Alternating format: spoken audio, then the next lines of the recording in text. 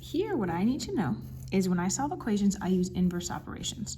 So with squares and square roots, the square and the square root are inverse operations. They undo each other. So if I see a square, I can square root. If I see a square root, I square. So these are inverse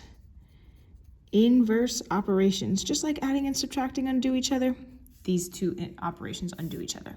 So if I see x squared equals 25, I say, oh, I want x by itself. So what I'm going to do is I'm going to do the opposite of squared. I'm going to square root. And if I square it on the left, you know what I have to do? I have to square it on the right. And if I square root and square, those cancel. Those are just inverse operations. They cancel out.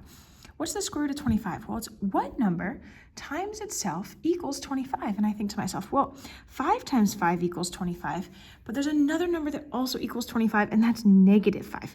So there's actually two answers here, negative 5 and 5, right? And this is the answer. And the reason is that negative 5 times negative 5 equals 25, and positive 5 times positive 5 equals 25. And so these are both square roots of 25. Okay. All right, let's look at the next one. Here I have the square root of x equals 4.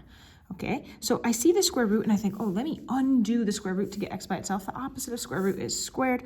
I'm going to square on both sides and I get x equals. This means 4 squared. 4 times 4 is 16. Okay, and I am done. Right, notice here 4 times 4 is not negative 16. There's not two answers here. Okay, we can also go back and kind of like plug in, like, is the square root of 16 4? Oh yeah, it is. Here, if this was negative 5 squared, would it be 25? Yeah, negative 5 times negative 5. If this was 5 squared, would it be 25? Oh yeah, it would be. Okay. All right, let's try this one. So here I do have this piece that's squared, and I know that if I have something that's squared, that I can square root. The problem is that that piece isn't by itself. So what I need to do is actually get it by itself first. So I'm going to get rid of this minus 9. So I'm going to do plus 9. Okay, this cancels. Notice what I'm bringing down is the only thing that changed is that minus 9, right? There's nothing else here that's changing. I'm just getting rid of the minus 9.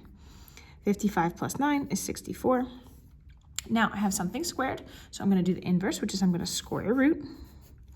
So then I have x minus 7. Now look, the square root and the squared, that's what canceled. So I'm left with x minus 7. And what's the square root of 64? Well, when I take the square root of a number, I get two answers. I get a negative square root and a positive square root, because negative 8 times negative 8 equals 64, and positive 8 times positive 8 equals 64. So now this is where it becomes two separate equations. X minus 7 equals negative 8. And x minus 7 equals positive 8. And I'm going to go ahead and solve, right? I want x by itself. So here I get negative 8 plus 7, that's negative 1. Here I get 8 plus 7, that's 15. And if I was typing this in Edulastic, right, I would type x equals negative 1 comma 15. All right, last example. I see a square root. I think to myself, oh, if I want to get rid of a square root, then I square. So I'm going to square and square. The square root and the square, those cancel. I'm left with just x plus 9, and 10 squared means 10 times 10, which is 100. I'm going to subtract 9 from both sides, and 100 minus 9 is 91. And I'm done.